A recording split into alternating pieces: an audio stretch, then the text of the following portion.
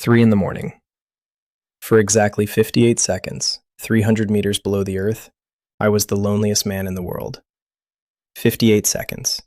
Inside the control room of the most impenetrable defense system ever built. What did the press say the next day? A system anomaly, contained by redundancy protocols. A lie. The truth is, there were no protocols. There was no system. There was only absolute silence. And a forgotten analog monitor, blinking with dozens of approaching threats. The shield didn't fail. It was erased from existence. What I did in those seconds broke every rule and saved us all. So, listen carefully. This story isn't about technology. It's about what happens when technology dies and a human being is forced to look into the abyss. If you want to know the truth that happens in the shadows, subscribe to the channel and comment "void" below, because it was from the void that the most important decision of my life had to emerge. You know, when you reach a certain age, the body starts to tell its own stories. Every knee pain is a memory of a long walk. Every wrinkle, a map of laughter and worries. But the story I want to tell isn't written on my skin. It was written on my spirit, on a day when this old body decided to take a day off. I remember sitting in my favorite armchair, the one with worn leather that creaks a little when you settle in. The afternoon sun came through the window, cutting through the dust dancing in the air. It was a day like any other. The grandchildren had called earlier, the noise of their lives filling the house through the phone. But now there was only silence. The ticking of the grandfather clock on the wall, a sound that had marked the rhythm of my life for 50 years. Tick, tock. Tick, tock. That's when I felt it. It wasn't a sharp pain, like a stab. No, it was more subtle. A pressure. A pressure on my chest, as if an invisible hand was pushing me down, back into the armchair. I tried to take a deep breath, and the air wouldn't come. It was like trying to drink from an empty glass. The motion was there, my lungs expanding, but nothing came in. The panic. It didn't scream. It whispered. I tried to get up, to call for my wife, who was in the garden. My mouth opened, but the sound that came out was a gasp, a weak moan, swallowed by the ticking of the clock. My arms, suddenly, weighed a ton. The room began to lose its edges. The sun in the window became too white, blinding. The sound of the clock grew slower, more distant. Tick, tock, tick. I looked at my hands, in my lap. They seemed so far away. The veins, the knuckles, the wedding ring I haven't taken off in 60 years. Everything seemed to be dissolving. The pressure in my chest didn't hurt anymore. It was just there. A heavy, final presence. I didn't fight. I think, deep down, I was too tired to fight. I closed my eyes. The last sound I heard was the soft sigh of the leather armchair as my body finally surrendered to the weight. And then, silence. Not the silence of the empty house. A different silence. Absolute. A silence that wasn't the absence of sound, but the absence of everything. I felt as if I were sinking gently into my own chair, passing through it, through the floor, through the earth, to a place where time and ticking no longer existed. I was leaving, and the weight was gone. In that absolute silence, the first thing I noticed wasn't a light or a sound. It was the absence. The absence of that crushing pressure on my chest. The absence of the body that weighed a ton in the armchair. I no longer had knees to ache or lungs that refused to fill. I was light. A lightness I didn't know existed. There was no darkness. Darkness implies a place. This wasn't a place. It was a state of being. A calm, peaceful void where I simply existed. Formless, weightless, painless. The panic of that last moment in the armchair was a distant memory, like a story that happened to someone else, long ago. Here, there was no fear. And then, a change. Slow, gentle. It wasn't something I saw with my eyes, because I no longer had them. It was something I felt. In the center of that nothingness, a warmth. A promise of light, even before the light existed. It grew, not like the sun invading a dark room, but like water filling a container. It didn't push the void out, it transformed it. The light. The light. There are no words in our language to describe it. It wasn't white, nor golden. It was a color that contained all colors, and at the same time was something entirely new.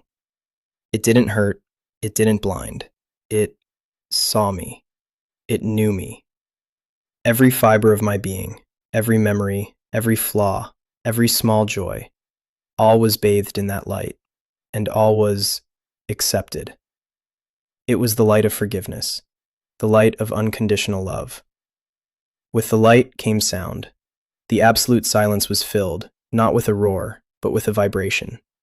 A low hum that seemed to come from within me and from everywhere at once. The vibration grew, became a note, then a chord, and then it unfolded into the most magnificent sound one can conceive. It was like the sound of 1,000 waterfalls, the roar of mighty oceans, but all in perfect, perfect harmony. It was a sound that was not just heard, but felt. It was the sound of life itself. A hymn of power and majesty that did not frighten me, but welcomed me. I was immersed, bathed in light, enveloped in sound. I was no longer sinking or floating. I was being held, safe. Like a child in a father's arms after a long day. The peace I felt was so deep, so complete, that earthly peace seems like a cheap imitation. It was the end of all searching, the end of all pain. It was home. As I rested in that splendor, realizing I could stay there for all eternity, something else was revealed. The light, as infinite as it seemed, had a source, a center from which all that glory emanated, brighter, purer. The sound, as omnipresent as it was, had an origin. That symphony of waters was the resonance of a voice. And the peace that held me was the emanation of a presence. I was home, and I was not alone, and I was not alone. That knowledge, it didn't come as a thought. It settled into my soul as the most fundamental truth of the universe. I didn't need to turn or look up. The presence wasn't beside me or in front of me. The presence was the center of everything, the center of me. I was drawn to him, not with feet, but with will. A yearning so deep, a desire to merge with that source of love, that everything else ceased to exist. And as I drew closer, the light became more personal. The symphony of sounds focused into a single voice, which used no words, but spoke directly to my heart. And then, he showed me my life. It wasn't like a movie. There was no screen, no succession of events. It was an instant knowledge. In a single moment, I felt the weight of every harsh word I had spoken, the pain of every shoulder I had turned, the bitterness of every moment of pride.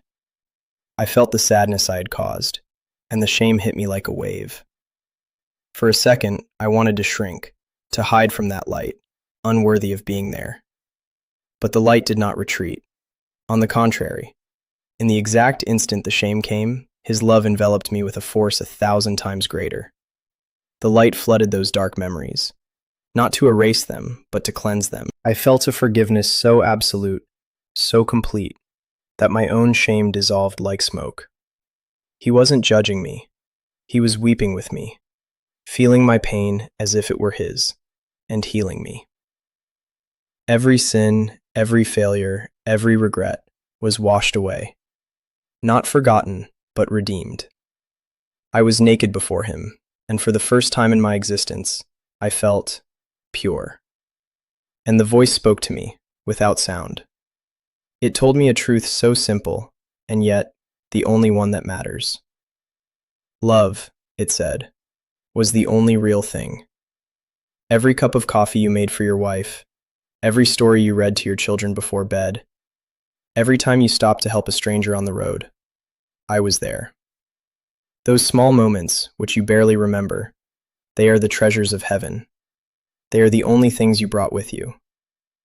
I understood. In that moment, I understood everything. My career, my worries about money, the petty fights, the great ambitions, all turned to dust. The only thing that had weight, the only thing that shone in that immensity, were the acts of love. I wanted to stay. Oh my God, how I wanted to stay. I was home. I was complete. I wanted nothing more. I let this desire flow from me, a silent plea. Let me stay. Please. The presence held me with even more tenderness. The voice, now filled with a sweet sadness, answered me. Not yet, my son. I felt a slight resistance, like a gentle hand on my chest, stopping me from going deeper. Your journey is not over. The lamp still has oil. There is still love to be given, and there is still love to be received. She needs you. She, my wife. Her image came to my mind, not as a photograph, but as a feeling. The worry in her eyes, her hands holding mine. The task was not finished. You must go back, the voice said, with a loving finality. But do not fear. When the time comes, I will be here, waiting for you. The light began to recede, or was I being pulled away from it? The magnificent sound began to fade.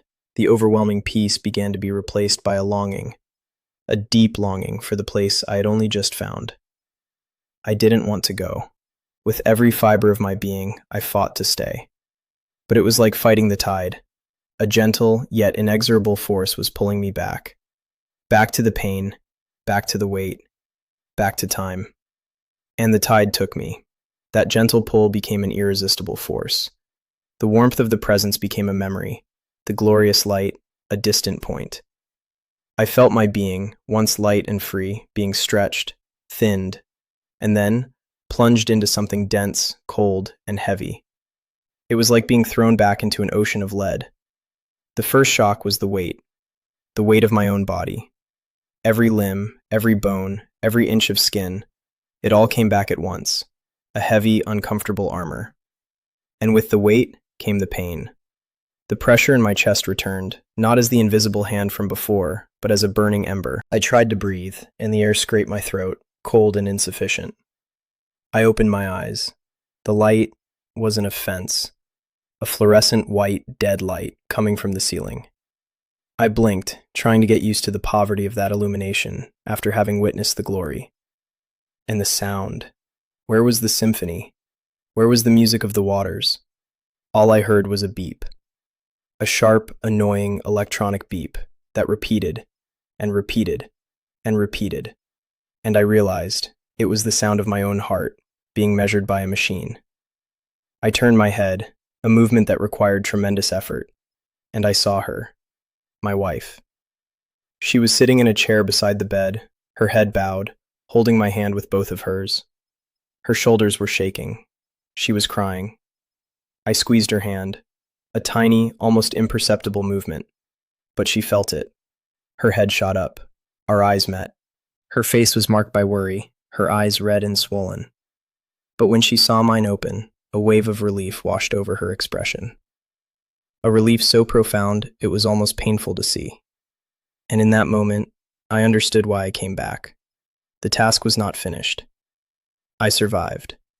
The doctors called it a miracle. They said my heart had stopped for almost 4 minutes. They used words like anomaly and unexplained recovery. I just smiled and nodded. How could I explain to them that I had been to a place where time isn't measured in minutes and life isn't measured by heartbeats? That experience, it hasn't left me. It has become the lens through which I see the world now. The fear of death, it's gone, completely.